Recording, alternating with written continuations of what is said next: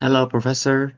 My name is Quang Anh Nguyen, and today I will be presenting a brief overview and comparison of three major historical approaches to normative ethics, utilitarianism, duty ethics, and virtue ethics, alongside with some more recent developments, which are evolutionary ethics, ecological ethics, and managerial ethics.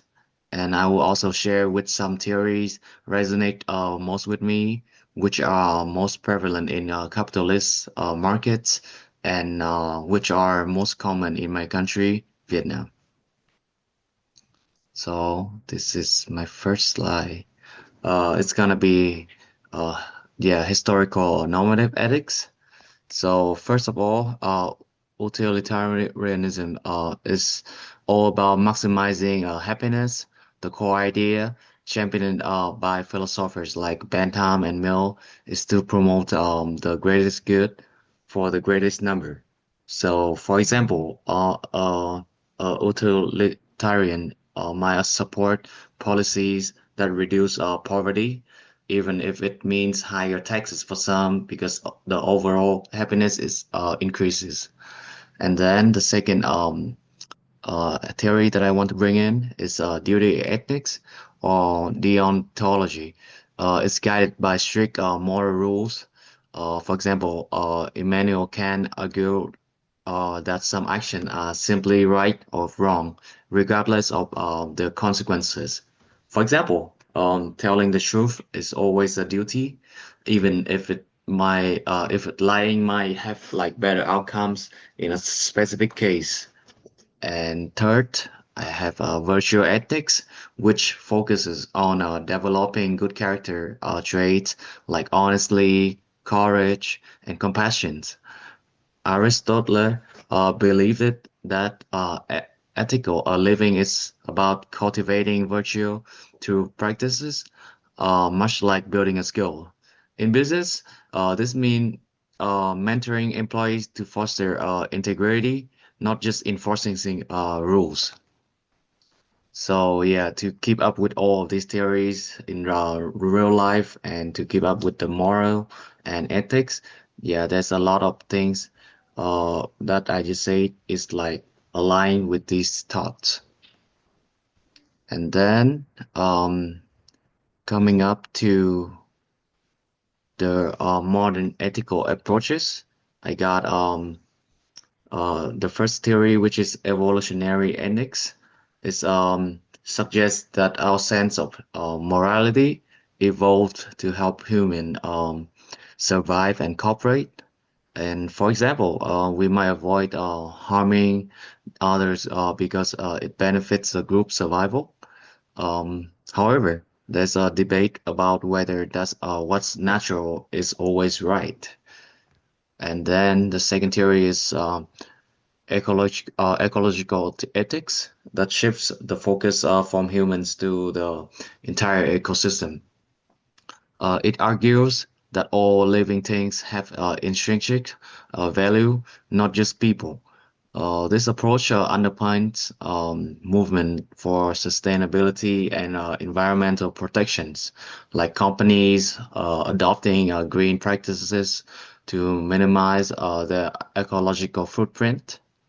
And lastly, managerial ethics.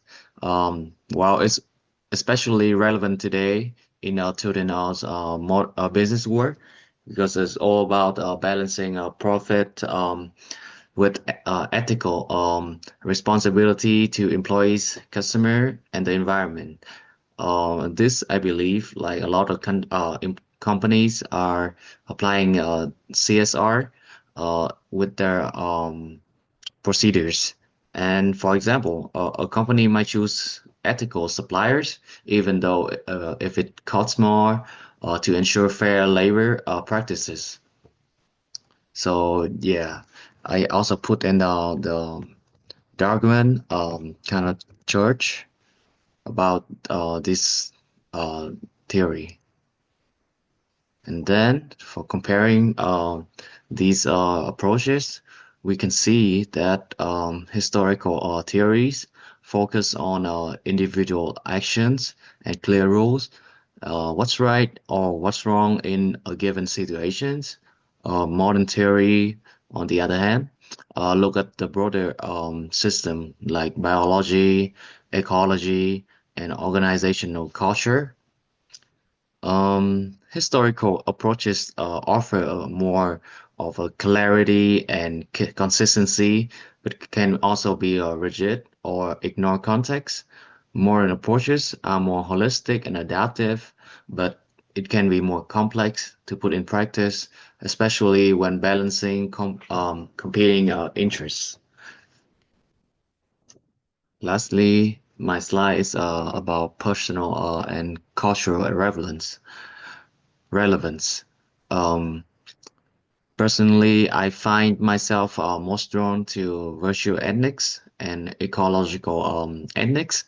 I believe in the importance of personal growth and character, as well as our responsibility to protect the environment for future generations.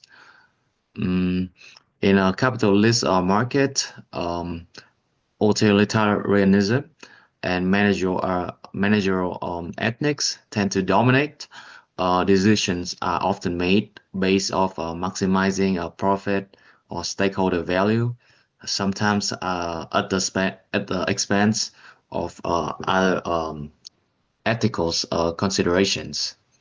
Here in my home country, Vietnam, there's a growing emphasis on managerial ethics and corporate social responsibilities, especially as businesses engage more global markets. However, traditional values like those found in virtue ethics still play a strong role in personal life and professional life. This is my references slide, and thank you for listening.